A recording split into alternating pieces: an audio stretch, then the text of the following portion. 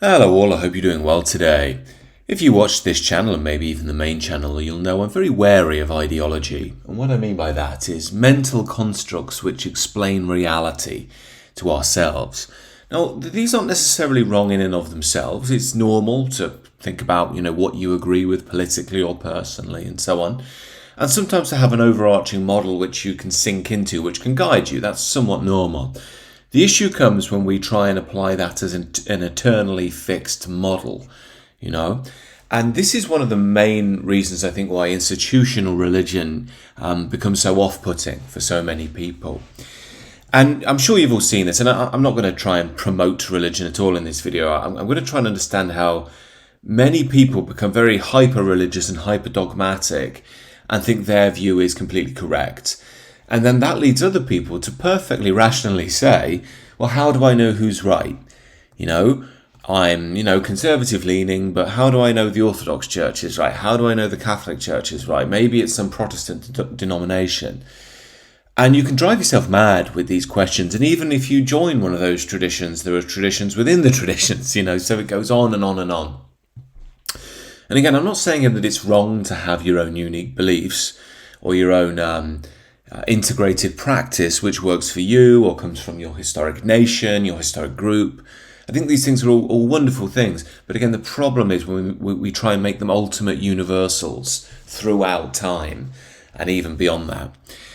And this is why I want to get to the heart of how I see the Christian teaching. Now, you may or may not be a Christian or not. I don't think you need to be to understand this. But just try and think of Christ and his teachings as an avatar of truth, of spiritual truth. Just think about it that way. Whether you're, like I say, religious non-Christian or just secular, you'll be able to follow this. Now, the central point here is that if you actually read the Gospels, Christ doesn't really offer down political programs at all. That's why it's always very risky when people start claiming Christ belongs to them. You'll even get this with atheist socialists, They'll say, oh yeah, but wasn't Christ this really lovely guy who loved everyone and cared for the poor, so ergo he was a socialist, and that's what I believe, so I'm Christ-like, Now, there's obviously a bit of an ego thing there, it's just another way of saying I'm better than you, my tradition's better than you, I'm more caring, better person. But you can get the same on the right, It's the counter case, which would be something like, Christ represented the narrow way, it was order, it was boundaries, it was turning away from sin and destruction and creating a balanced and healthy society. And as you might imagine, both are speaking to elements of Christ which are real. Christ did say care for the poor. He did say we're all the children of God and to love everyone. However, this is a bit more complex than we think about it in political terms. It doesn't just mean accept everyone and everything all the time. The love isn't really something we can actively do. It's a gift from God that comes from engaging in the spiritual life, at least in my view. But on the flip side as well, Christ was also a very orderly figure. He did turn over the tables, He could be hardline and direct when he needed to be, And this is the balance of Christ, which means you can't easily pigeonhole him into our modern political ideologies, just like you can't pigeonhole transcendent spiritual truth into political ideology. Again, it's not wrong to have your political ideology and the way you think about the world, but there is a reality which is greater than that. And this is why if you do engage in the teachings of Christ, what you'll see is he's not telling you, what you need in the year 2025 is to have, a neoliberal economic policy and to have mass immigration and multiculturalism, or even to be counter any of that. He doesn't speak in those terms. Christ always speaks in the terms of the principle of love above all else. Always. And if you read the Gospels, you see it's always going back to that.